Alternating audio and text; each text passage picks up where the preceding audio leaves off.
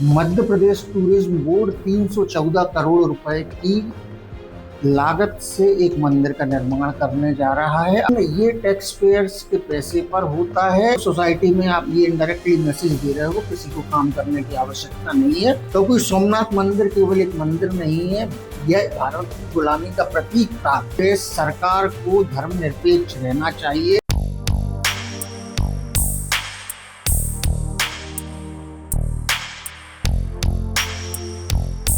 नमस्कार दोस्तों, मेरा नाम है प्रोफेसर डॉक्टर सर्वेश जैन और मैं फिर से हाजिर हूँ अपना चैनल लेकर, अल्टरनेट पर्सपेक्टिव, जो कि हमारे चैनल का नाम है। और हम इस चैनल पर, इस यूट्यूब चैनल के माध्यम से हर स्थापित सत्य को एक दूसरे एंगल से देखने की कोशिश करते हैं। यकीन मानिए, कईयों बार देखने का नज़रिया अकेला बदलने से मायने पूरे बदल जाते हैं, और मायने जो बदलते हैं तो फिर लगता है कि जो अभी तक हम जानते रहे और मानते रहे परम सत्य के तौर पर, वो शायद उतना भरोसेमंद नहीं है।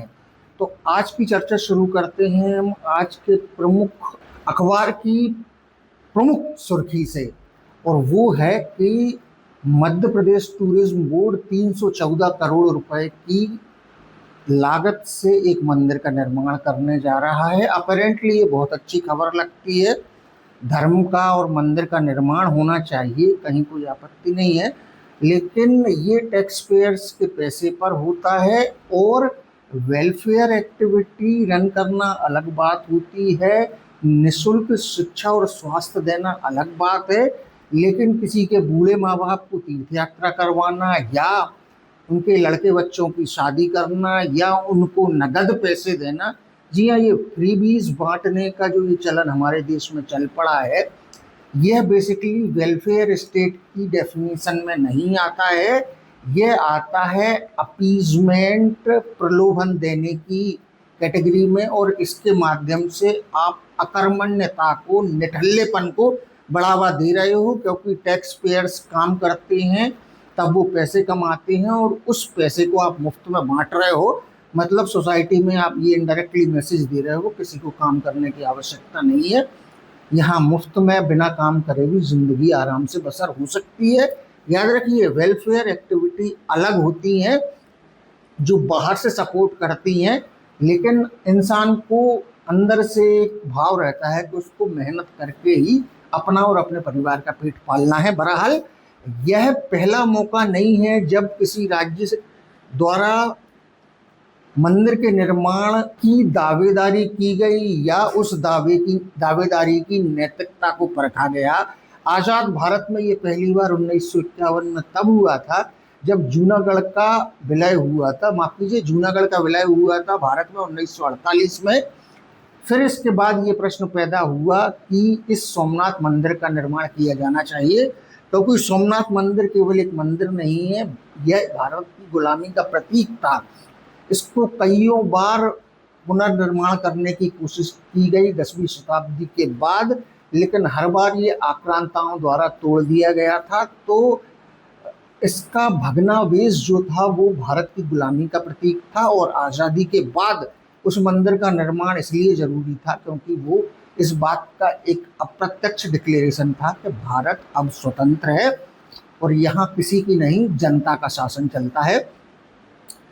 तो सरदार पटेल के इस प्रश्न पर नेहरू जी का कहना था कि सरकार को धर्मनिरपेक्ष रहना चाहिए, ना मंदिर बनाना चाहिए, ना मस्जिद बनाना चाहिए, और ना ही गिरजाघर बनाना चाहिए, क्योंकि ताज़ा ताज़ा पाकिस्तान बन के हटा था। और उन्होंने कहा था कि हम धर्म के आधार पर एक राष्ट्र बनाएंगे, और हम हिंदुस्तानियों ने कहा था कि हम एक धर्मनिरपेक्ष राष्ट्र बनाएंगे जहाँ राज्य शासन सबको धार्मिक स्वतंत्रता देगा, लेकिन शासन खुद किसी धर्म का विरोध भी नहीं करेगा और समर्थन भी नहीं करेगा। इस मौके पर महात्मा गांधी की राय ली गई, तो उन्होंने कहा हिंदू समाज हर प्रकार से सक्षम है, हिंदू समाज को निजी तौर पर चंदा करके यह मंदिर बनाना चाहिए। और अंततोगत्वा 1951 में निजी पैसे को एकत्रित करके चंदे से ये सोमनाथ मंदिर पुनः खड़ा किया गया। भारत के राष्ट्रपति राजेंद्र प्रसाद जी इस उद्घाटन समारोह के प्रमुख अतिथि थे। उन्होंने कहा भी कि मैं यहाँ राष्ट्रपति के तौर पर नहीं हूँ, मैं एक हिंदू के तौर पर हूँ। और ऐसा ही कुछ नेहरू जी चाहते थे। वो ये कहते थे कि संवैधानिक पद पर बैठे लोग किसी भी धार्मिक स्थल के निर्माण में या विध्वंस में शामिल ना हो। भारत के प्रथम राष्ट्रपति राजेंद्र प्रसाद जी भी इसलिए राष्ट्रपति के तौर पर नहीं, एक हिंदू के तौर पर इस कार्यक्रम में शामिल हुए थे। तो हम बात करते हैं कि राज्य शासन का मंदिर मस्जिद का निर्माण करा लेने में क्या बुराई है। देखिए, परंपरागत रूप से जो राजकाज के भारतीय मूल्य रहे हैं वो हमेशा राजा और प्रजा, उच्च वर्ग और निम्न वर्ग, वर्ण व्यवस्था इत्यादि इनको ज़्यादा सपोर्ट करते हैं। राजाज्ञा का उल्लंघन नहीं करना चाहिए, राजा की किसी बात का विरोध नहीं करना चाहिए। राजा का विरोध करना या बगावत करने को पाप तक कहा गया है। लेकिन हमने 1947 में जिन मूल्यों को अपनाया वो फ्रांसीसी क्रांति और अमेरिकन क्रांति की उपज थे, जो कि स्वतंत्रता, समानता, इक्वालिटी ऑफ जस्टिस, की कोई भी व्यक्ति हो वो कानून के सामने बराबर रहेगा, फिर चाहे वो अपराध करने वाला केंद्रीय मंत्री ही क्यों ना हो या आम आदमी ही क्यों ना हो।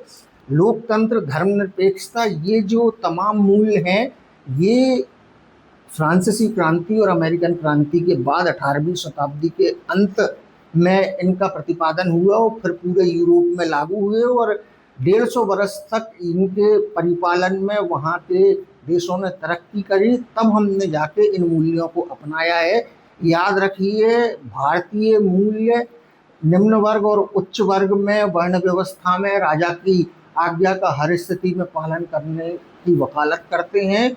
इसके अलावा एक तीसरा तरीका और है जो है कम्युनिज्म का, वो भी अप्रत्यक्ष रूप से तानाशाही वाला तरीका है। चाहे रशिया ले लीजिए, चाहे चाइना ले लीजिए, वन पार्टी स्टेट के नाम पर धीरे धीरे वो मिलता है एक ही व्यक्ति की तानाशाही रहती है।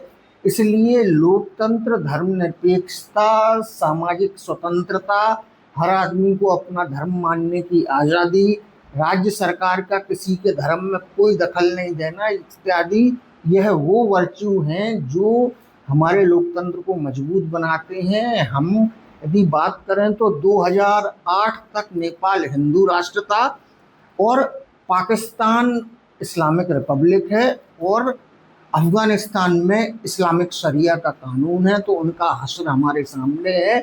इसलिए धर्मनिरपेक्ष, पंथ निरपेक्ष, समता मूलक समाज की स्थापना हमारे लोकतंत्र का जो उद्देश्य है वो कायम रहना चाहिए। तो दोस्तों, यह था हमारा चैनल अल्टरनेट पर्सपेक्टिव। चैनल को लाइक करें, सब्सक्राइब करें और कमेंट बॉक्स में अपनी राय जरूर पेश करें। धन्यवाद।